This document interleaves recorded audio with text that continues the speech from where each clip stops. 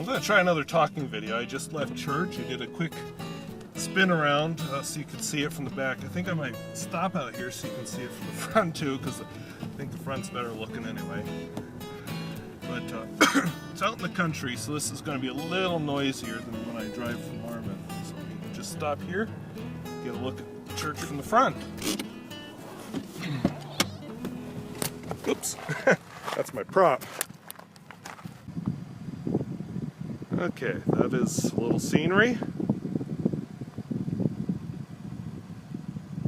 And a church. Some outhouses. Alright, so you got a quick spin around there. Now I'm actually going to head home.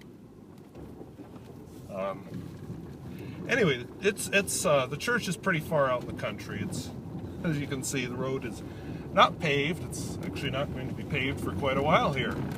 And there's washboarding. It's spring. It's sort of fun, huh?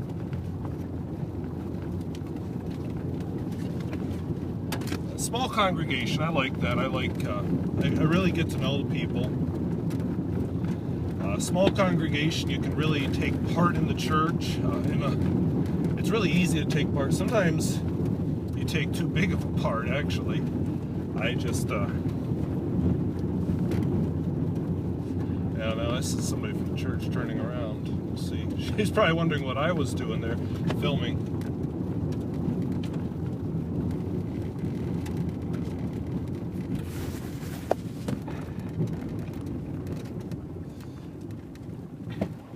You're having car trouble. No. That's good. You carry a cell phone? I don't own one. Oh yeah, you should. I got thinking, my gosh, I see you making as far as date, and I bet he's having car trouble. No, I just took a picture for somebody at the church. That's good.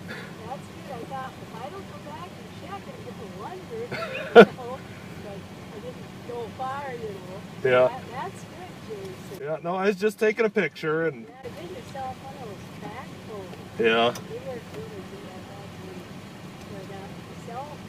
Oh, okay. Uh-huh. Well, I'll let you go with that. Okay. All right. Yeah, glad Okay. Thanks, Yep. Okay, so yeah, she was worried I'd broken down up there. I didn't want to explain to her, hey, I'm actually taking a video of myself talking to my iPad. I don't think she would understand. Anyway, deal with my cough here. Some of the rocks around here, I don't know if this road has them. They quit using the gravel, but some of the gravel they mined around here has aeronite, which is apparently can cause symptoms a lot like asbestos. So I don't know. Driving to this church will give me lung cancer or something. But a lot of the roads around here use scoria instead.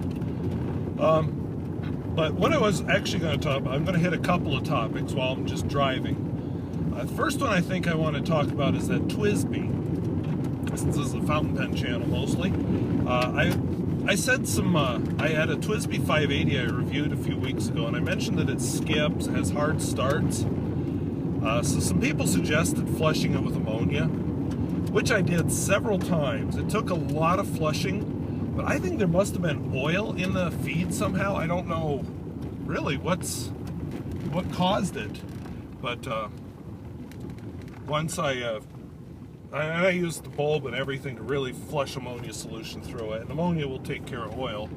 So I think that solved the problem, whatever it was. It's still honestly not my favorite pen of them all. It still doesn't always want to write, but it's pretty reliable now. I've been through 2 full fills of ink, so I thought I should just mention that. It is fixed, sorta. So yeah, I probably am not going to keep the pen anymore. I did want to keep it, but just I guess I got turned off on it now. I don't know. But I'm going to be reviewing. I have an aluminum one, which don't ask me why I bought an aluminum and a plastic one. I can't justify that, but I did. The aluminum one I like a lot, so yeah, I don't even usually like metal grip, so yeah. So that's the TWSBI. Second thing I wanted to talk about is why I haven't been posting for a few weeks. Truth is, what I like to do is I'll make a few videos ahead, and then I might edit them the week I post them, but I few ahead. Now, I mentioned a while back that I was in Marmouth preaching. That really ate up my time doing that. Plus, with teaching, this has just been, see, you hear the railroading? You probably don't even hear me. But with preaching, that's just and along with my regular job, which is teaching, that's just been a very busy time. And I ran out of videos that I'd made ahead. I have some footage for the writing sample, but not of actually introducing some pens. So, this afternoon I'm going to film some footage for actually introducing the pen.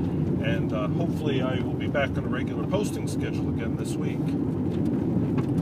Which brings me to another thing. Last night I got in my head to post a video I filmed once before of the drive back from this church. Now what I did is I talked about my book that I'm writing. And truth is, I don't know if the book's any good or not. It may never ever get published. I need to have people read it before I know. But I would hate to blab about the whole book and then have somebody watch this and say, oh, that's a great idea for a story, and then they publish it before I do. So as much as I actually did like that video, I'm not going to post it. But I would like to talk about what I did talk about on that drive, which is my writing, just more generally, kind of my writing history, and some of my writing techniques and whatnot. And I found out that this drive from my real church, my country church, takes a lot longer than the drive from Marmouth, even though this church is closer because I'm on the gravel, I guess. So, I started writing back when I was a little kid, probably 3rd grade. I was watching a cartoon, The 13 Ghosts of Scooby-Doo, and realized that I actually liked the ghosts in one of the episodes of that a lot better than I liked any of the heroes. So I thought, well, I should just write my own thing, then it ends the way I want it to end. So I did. And, it was probably terrible. I looked in my basement, I can't find it, so I must have thrown that away at some point. It would have been kind of interesting to have kept it, just to look back and see if there's anything there that I still do. I don't know, 3rd grader, that's a different world, really, from the world a 40-year-old man is. But I remember at the time in 3rd grade, I had read The Lord of the Rings and The Hobbit. I got into the Hardy Boys and Nancy Drew. I got into both of them. I know Hardy Boys is the boy book, but I liked them both. I found I liked science fiction, and somewhere about that age, we started going to the library down in Harrisburg, Pennsylvania, which I used to live near Harrisburg, Pennsylvania. We'd pick up books every week, but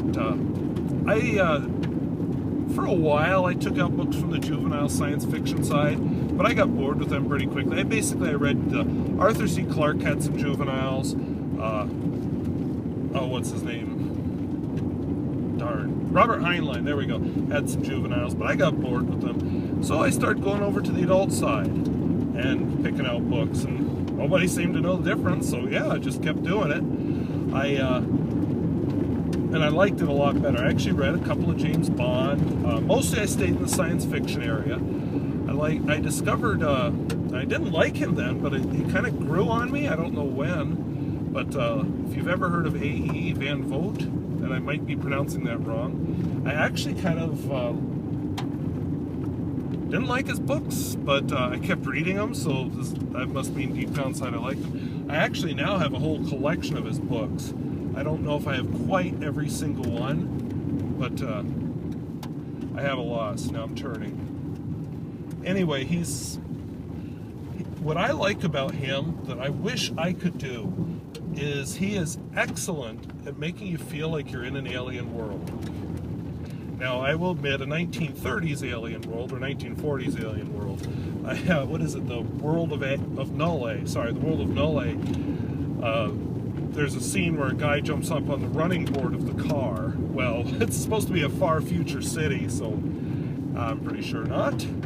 But who knows? Maybe running boards will come back in style. Maybe he's more prescient than I thought. But overall, he's just good at making an alien world. Now, getting back to my writing, I graduated from the 13 Ghosts of Scooby-Doo pretty quickly. I started writing basically a knockoff of Doctor Who, except I couldn't call him Doctor Who, so I called him the Time Traveler. And instead of traveling in a police telephone box, he traveled in a grandfather clock, and his time machine wasn't as big inside as the TARDIS, but it was basically Doctor Who. I would say the guy was modeled after the first Doctor, who was the one I kind of enjoyed the most. And yeah, so I wrote those for a few years. I can't remember how many of them I wrote, but a lot of action, a lot of dialogue, which is one of my weaknesses in my writing, is I have too much dialogue, not enough action. But I got through that. Then I started copying Star Trek. Couldn't call it Star Trek, so it was about a spaceship called the Stingray. I had a Captain Salvatore. I couldn't have a Spock, but oddly enough, the first officer was an alien, although he was not emotionless. I never liked that about Spock. This guy was named Ceramus, and his biggest thing was he had webbed fingers and webbed toes. So anyway, I wrote that for a few years, and in the course of writing that, I started to develop kind of the basics for the universe that I now use. It was probably about 9th grade that I finally set up. Oh, I forgot one. 8th grade. During my 8th grade year, I knew we were going to move, but my father was already at the new place far from Harrisburg working. My brother, my mother, and I stayed at the house all winter to finish out school, and then we moved up with him. But during that time, staying in the old house, I got into watching Twin Peaks, which at the time seemed really cool. It was a murder mystery, and so I decided to try writing my own murder mystery. I set it in 1920s Minnesota, northern Minnesota, right around the area with Grand Marais, kind of north of there. I called the town Sturgeon Lake. It doesn't exist. Don't look for it on a map. I didn't understand it then, but it's actually on an Indian reservation. Well, 14-year-olds, what are they going to pick up anyway? So I wrote it. You know, it was okay. It wasn't that great. One of the things I learned about myself is that I really like science fiction, but the other thing I learned about myself is I like a more primitive world, which is what really informs my writing. And by the way, something else I did during that time is I read a National Geographic about shipbreaking. That is the basis behind the current novel I'm writing right now. But anyway, so I like a more primitive society. So I wrote my next book in 9th grade. And this one went back to science fiction. I just read Stephen King's The Stand. And you see a theme here? I was doing a lot of imitating. I'll come back to that in a minute. So I wrote a book about a plague. Now this plague spread across a multi-planet empire. The same empire I still use with changes. Spread across this multi-planet empire. I don't really know how you spread a plague across a multi-planet empire, but I did. And it was about a 15, 16-year-old kid. I think I made him 16, actually. Surviving. His parents both died. I can't remember if he was an only child or not, but he was trying to survive. And what was I trying to say? Anyway, it was terrible. It really didn't follow the storyline of The Stand. I was starting to get more independent then, but the idea, the plague, was from The Stand. I even had some scary scenes at the beginning with people having the plague. But I went on. I wrote another story about an alien invasion. I wrote one about, I don't know. I could babble on and on and on. But as I've developed, I've definitely become more independent. Now, I would say that the influences are there of all these things I read, but now I'm more my own thing. And let me tell you why that is. When I started writing, I imitated. Now, you look at a lot of the greats, that's how they start. They imitate. Composers will often, I forget which composer it is, but there's a story about him sitting in church and writing down the music to this hymn this music that they're singing in the cathedral. He's imitating as a child. Now, he went on to become one of the great composers, and I wish I could remember his name. I can't remember if it was Bach or Beethoven or Mozart, but I'm pretty sure it was one of those three. But he imitated it first. A lot of artists started out working under the masters and developing imitating, and then they start doing their own thing. And I won't say that I'm one of the greats. Who knows? Maybe I will be. Maybe I'm guessing not. Terrible as I write. But I learned to write by imitating stories that I saw. I wonder if that's a bald eagle. Nope, golden eagle. If that was a bald eagle, I would have stopped the car and taken his picture, because wow. That is as close as I've ever come to. Well, yeah, a bald eagle. Golden eagles I see all the time. Anyway, I lost my place. Oh, imitating the greats. So a lot of how you start out is imitating. You look at what's going on in school, some people will say, well, you should be teaching kids new things instead of all these old discoveries. Well, what we're doing really is we're teaching them how the greats, in my case, the great scientists think, because I teach science and math, so that they can develop their own thing from the greats. There's that phrase, standing on the shoulders of giants. And I like to think that's what I'm doing. I hope I have some big giants underneath me if I'm going to get this story to stand on its own. But that's what we do. That's how you get people to do things, is they start by imitating, and then they develop their own. You teach somebody to photograph. I can tell with my senior pictures. There's one lady who does senior pictures around here that some of the kids go to, and then the rest of them go to their senior pictures out of town. I can always tell when I see her senior pictures. I don't have to see her name, I just know her style. Now, she's an example of a good photographer who has, over the years, developed her own style. Now, did she start that way? No.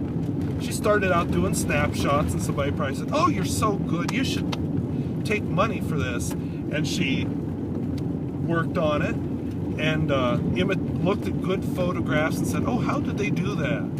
And imitated them, but then she put her own twist on it so that I can tell when I look out that, oh, that was made by this woman.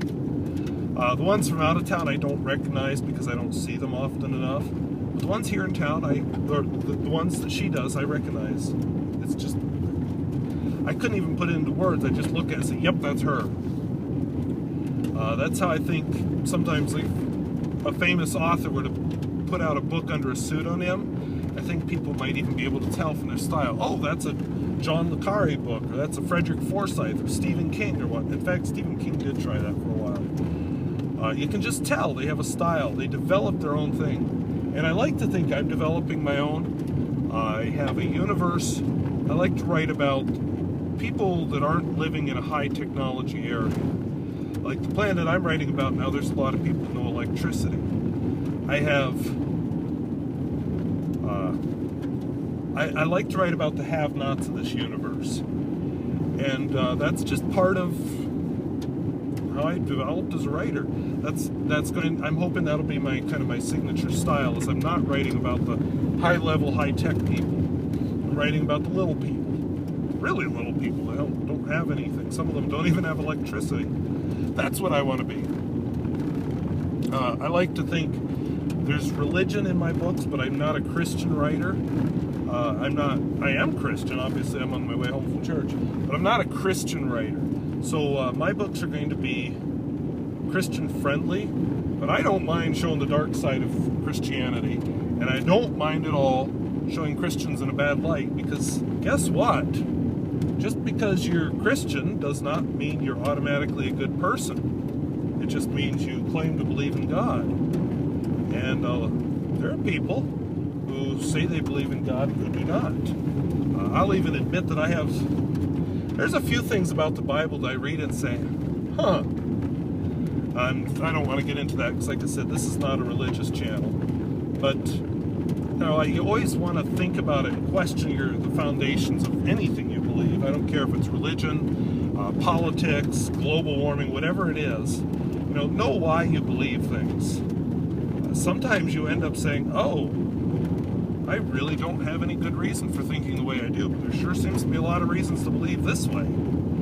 So, and I don't care what the issue is, always be open to that. But anyway, back to my writing, because this is not a philosophy or political or religion channel. This is a fountain pen channel. So with my writing, what I have always done, and this does not work, at least for me, it does not work. I have always gotten an idea, I let it ferment for a while in my brain, and then I start writing. And I usually have a couple of key scenes planned out, and I usually have a rough ending planned out, but that's it. I just write as the spirit moves me. And that is why I have 9 really terrible novels sitting in my basement. None of them were good enough to bother with a second draft. Now what they did do for me is they gave me a chance to develop my universe. They gave me a chance to develop kind of my writing style, my writing voice, if you will. They gave me a chance to develop a lot of things. And they gave me a chance to mature. I am glad that I wasn't a good enough writer as a college student to publish anything.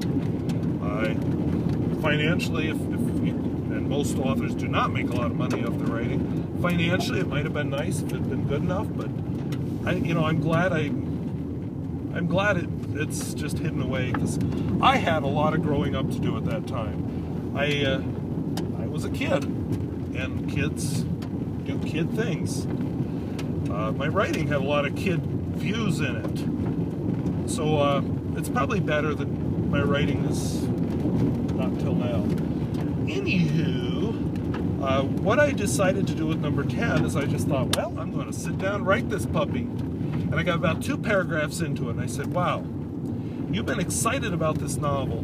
This is an idea I've been kicking around since way back when I lived north of Harrisburg. And I've been excited about it that whole time, and it's not a good technique. And what if I just screw this one up again? Because I'd actually come off a several-year dry spell of just not writing because I was a terrible writer.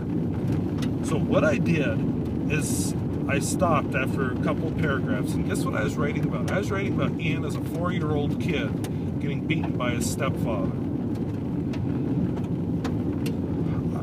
Honestly, how interesting is a book about a 4-year-old? Because what I wanted to do is I wanted to follow his life from when he's young up to when he's old, up to the action part of the story.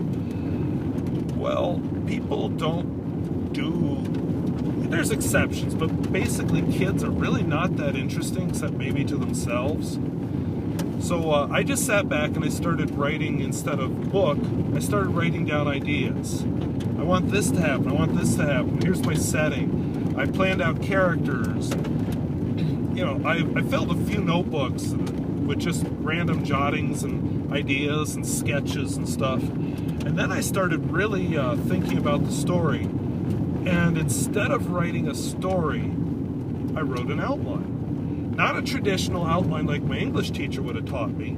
I wrote an outline like, let's see, there's 4 columns. The first column was roughly dates.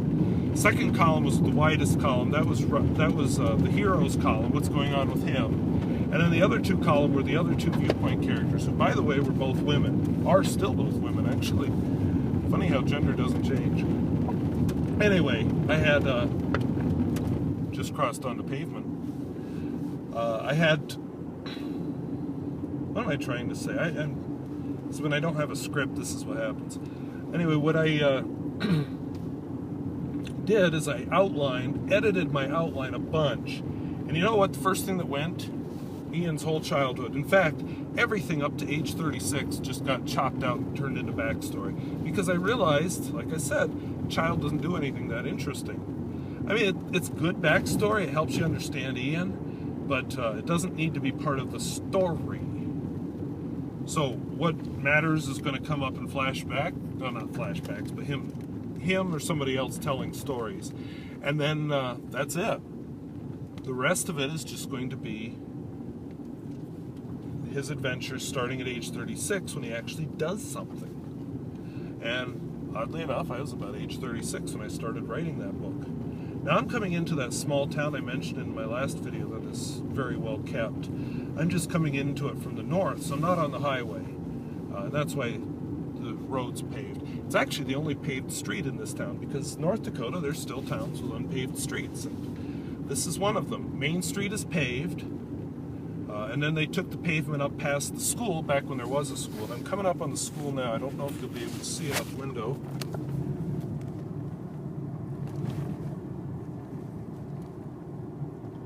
See, that's the school, what you can see of it. I might have to come back and show you it or something. But it's a nice old building. I actually wouldn't mind stealing the science room and taking it home with me, because it's a lot better than the science room I teach in. But it's, you know, they just ran out of kids. A school like that, they were small. Anyway, it's hard to attract teachers. They can't pay the wages that would attract new teachers. So what they had was a lot of older teachers who'd been there forever and weren't going to go anywhere. And yeah, so they made the decision to close when, ironically, their science teacher, who was also the principal there, retired. So I actually teach the kids that would have gone here, but as I said, there's just not that many of them. I don't like small class. I like a smaller class, but I don't like real small classes. Teaching here, that's what it all would have been. And you need a certain number of kids just to get a class going. My ideal number is 18, but you know, I've been happy anywhere from about 15 on up to 24. When you get above 24, it gets harder to know the kids, and that's one of my things, is I like to know them at least a little bit. So anyway, rambled off the topic. Back onto writing. I wrote this outline, edited it a bunch, and then I started writing. Now I write my first draft still. I was using a fountain pen. I just like something about writing with a pen and feeling the pen on the paper. There's a car coming from each way. I probably could have gone there, but there's something about writing with a fountain pen that I just like. You feel like you're in the story. Like, I can be writing with a fountain pen and just totally immerse myself in that world, and I forget that there's anything else there. And then you look up and, oh, whoa, 5 hours just passed and I've been writing. And when I write by typing, which is what I'm doing now, I'm doing the third draft, I don't disappear into it the way I do when I write with a fountain pen. But when I'm typing now, it's time to be more analytical. I've dropped, you know, I said I edited the outline a lot. I dropped a whole bunch of, pardon my French here, crap from the story. But there's still a lot of crap to go I have to remove. I dropped a couple more storylines between the first and second draft. And now I actually have a couple people reading. And what I'm going to do is rewrite this beginning now. I know I'm supposedly in my third draft, but I'm going to work on this and turn into my fourth draft. So, because the beginning of a book is so important, that's what draws you in. And this person identified enough weaknesses that I really need to take it seriously. And it also makes me really thankful he didn't see the crap I started with. But, you know, you get to a point where you need people to read. Now, at this point, I'm still not doing that whole, well, what would be a clever way to say that? How is the wording? I'm not into that yet. You know, if something's awkward, I'll fix it. But at this point, I need to get a coherent story down. The wording and all that can be fixed stuff as I go through with a red pen and edit more. But for now, I just need as clean and polished a story as I can. Plot. If you have a good plot and a good story, it can actually be forgiven for a lot of weaknesses. I mean, look at Star Wars. What a horrible, horrible bit of science that is. And a lot of wooden characters. But you know what? They do just enough of the right things. Like they have a good plot. They have people who are just sympathetic enough. And they have enough good characters that aren't wooden that it really makes up for everything else in that movie. And people love Star Wars. So, you know, I'm emphasizing plot. I know some people go into writing because they like words or they like characters or that kind of thing. Not me. I guess I'm not anti-word writing after all. But there's a reason I teach science and math. I just don't get excited about words or clever ways of saying things. I get more excited about technology and ideas. And that's what my writing is for me. It's a way to share ideas and create a world and experiment, figure out things. That's what it is. I'm sweating a little. Not because I'm nervous, it's warm in this car. Anyway,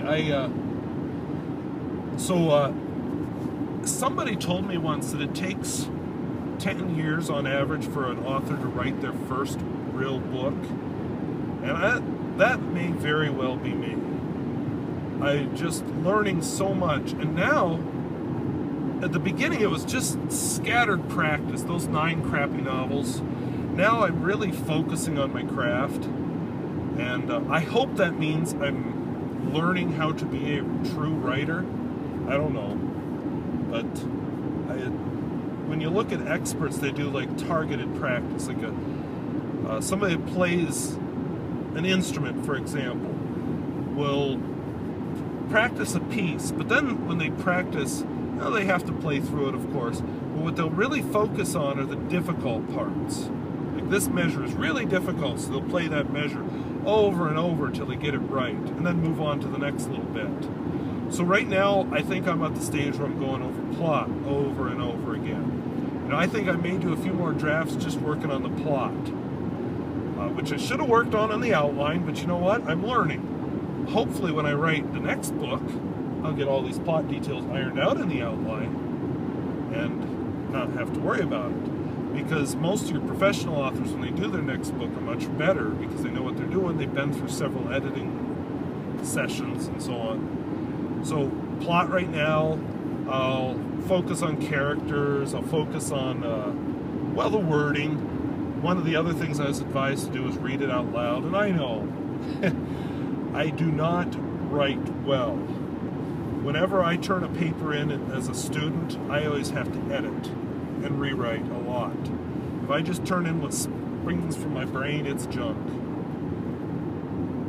So I'm on targeted practice with my writing. But who knows? I'd love to be a published writer.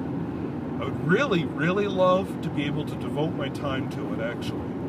I enjoy teaching, but,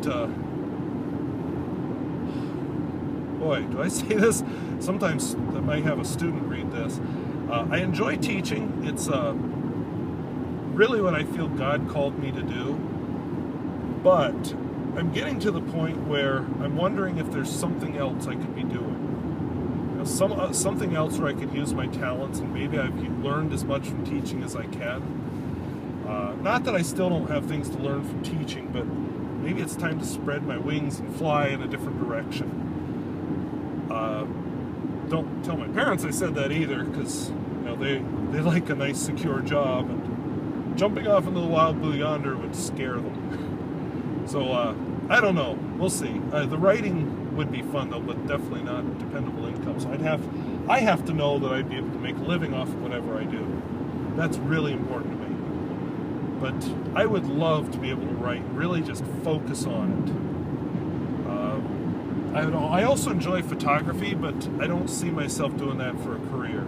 Like this lady that does all the senior photographs around here, I couldn't. She does weddings, senior photographs, and I just go, ugh, for that kind of stuff.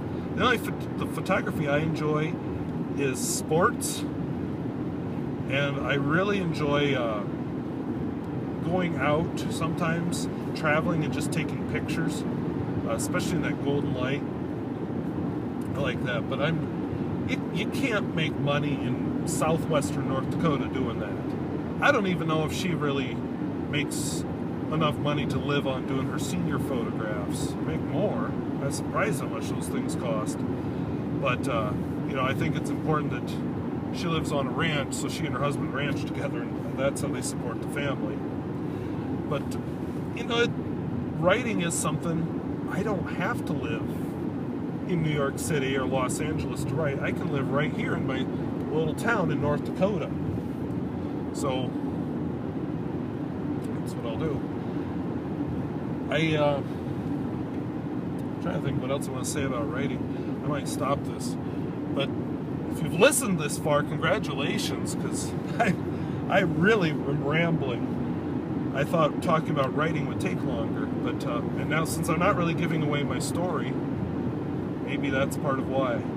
But I will tell you, I think there's one other really important piece about writing that needs to be there. And maybe that's something to talk about these last couple miles. When I write, excuse me, when I write, usually something has to strike me, and I just kind of file it away. I have a notebook which this iPad is sitting on, which is full of ideas that I just jot down. Like I came up with a couple ideas sitting in church today, supposedly listening to the sermon. Whoops, don't tell the pastor that. But I wrote them down. But like I used the phrase earlier, I like my ideas to ferment. Usually they need a few things to hook together. And then it all kind of comes, and I've got a world, and I'm ready to write. And so far, it's all been written in the same kind of universe. So I mentioned this book I'm writing right now is about shipbreaking. Well, I read that National Geographic article back when I was 13 or 14. I was young. I was in the dining room in our old house. I remember it, being on the floor in the dining room, reading the National Geographic. Because we didn't actually have a dining room table. We just had a dining room with no furniture. But anyway, I'm reading it and thought, wow, what a cool setting. Except I'm not going to put it in India. I'm going to put it in for spaceships. And I filed it away, and now I'm almost 40, and I'm writing it about spaceships. Now, it's a much more developed thing, because at that time it was just, what a cool idea, shipbreaking yarn. I still think it's a cool idea. Even if this novel fails, I might try and use shipbreaking again. But I needed some other stuff. And that's why I'm thankful that this percolated for all these decades. And fermented, I said. Because one of the things that I came up with, it was actually from reading the Bible, is about illegitimate children. And the Bible has a few things to say about them, which that's one of the things I mentioned that makes me uncomfortable in the Bible. But I thought about, well, what if the hero's illegitimate? Well, in our society, you get a few people get worked up about that, oops, I should pay attention where I'm going. But for the most part, people do not get worked up about that anymore. But what if in a far future society they do? And what if in this far future society they don't even worship a Christian God? What if it's something else? And what if that God was created by the government to help manipulate the society in a certain way? Now, where'd that come from? North Korea. I watched an unbelievably creepy video that was filmed in North Korea. What it was is this eye surgeon got permission to go to North Korea and do cataract surgeries. Now, a lot of people there were getting cataracts because of malnutrition. And well, he's dead now, but his son is just the same. That creepy little troll that used to rule North Korea has created such a cult of personality, it's like a religion. And so this doctor was doing all these surgeries on people, removes their cataracts, and then as part of the documentary, they're asking, what are you looking forward to? Now, you asked me if I was blind with these cataracts and I couldn't see, I would be saying things like, oh, I can't wait to see the prairie again, or I can't wait to look at my mother or my girlfriend, or see my students again. I'd say something like that.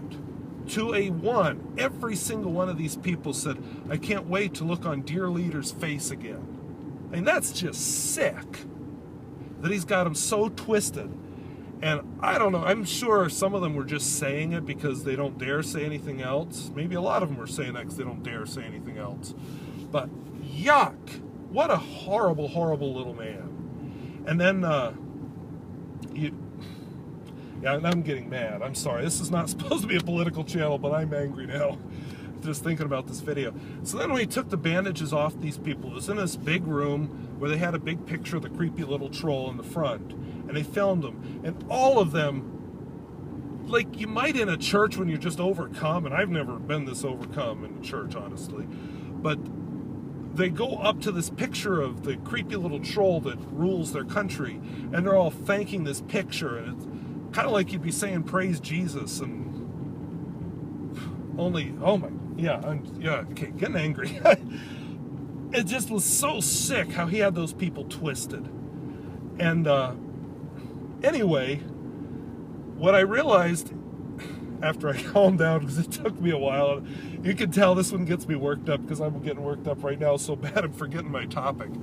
I got to thinking, what about a government that gets people, or I'm sorry, a religion that's set up to make people think in a certain way? Like the God has put you in your place, and that is your place for now and forevermore. If you're a poor person, you will always be a poor person. If you're a laborer, you will always be a laborer. Because that's the iron God's plan for your life. The reason they set it up this way is so people don't try to better themselves, and they're just happy where they're at, and, you know. So that's what I wrote. That's how I kind of created this religion. And Ian is going to discover, he's going to run into that, and a lot of the after effects of it. So I'm going to press pause here. I'm dropping off money at a bank.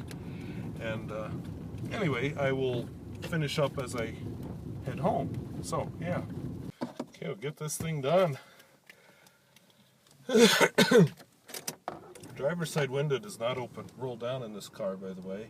If you ever borrow it, it sort of goes down, but then I don't know what happens. Somehow it gets stuck, and then it will go up like a ½ inch, and then you have to wait, and then it goes up another ½ inch.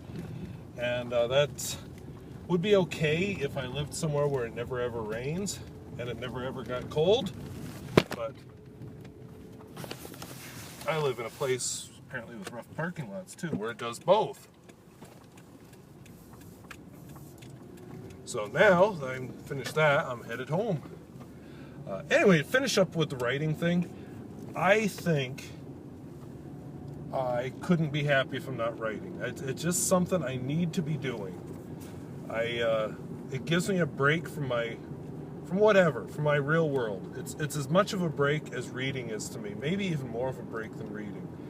I just can be off somewhere. And as much trouble as I might have in my own world, this fictitious world is one I get to control. I make the rules. So that may sound a little scary, I don't know. But I just enjoy it. And I like the chance to really share. I like the idea of sharing what's up here through the written word. So since I'm finishing up here, I'll just say I'm also clearing my throat a lot, which I hate it when I do that in a video. I'm going to be filming more pen reviews. I have not forgotten. It just got overwhelmed and busy. And so expect one this Thursday, because I try to post them Thursday morning. Everybody else posts them like Friday and Saturday, so I thought I'd be different. So I will have one up this Thursday. I think, if I remember right, the pen I'll be reviewing is a Jinhao 250. I could be wrong about that, but I think that's what it is. It's a skinny Jinhao. I don't know what I'm going to hold up. I actually had two in the writing sample, but you're only going to see one in my hand because I gave the other one away already. And that's fine. That's what I bought it for. It's a good pen for giving away. But I should get back on a reasonably regular schedule. I'm going to try and film 2 reviews today, so that I can get ahead. Maybe 3, because then I will be ahead for school up until school lets out, and then I'll have a lot more free time. So maybe I'll just do 3 of them. Anyway, that's what I'll be doing this week. Now, I'm going to babble here just for a minute because right on my street, I just want to show off my Frosty Margarita paint job that I did last summer. It was a huge summer project, painting the whole house. Luckily, it's a small house, but it's stucco. And stucco just sucks the paint in. So it was a huge job. And since you're right here, you get to see it, maybe. I also have a terrible driveway, because it's not really a driveway. People accuse me of parking on my lawn, which I guess I am. There we go. Well, it's too bright, you can't see it. There, back side of the house. Now you know. That's what I live in. 672 square foot palace, painted Frosty Margarita. So I thank you for watching, and we'll see you later.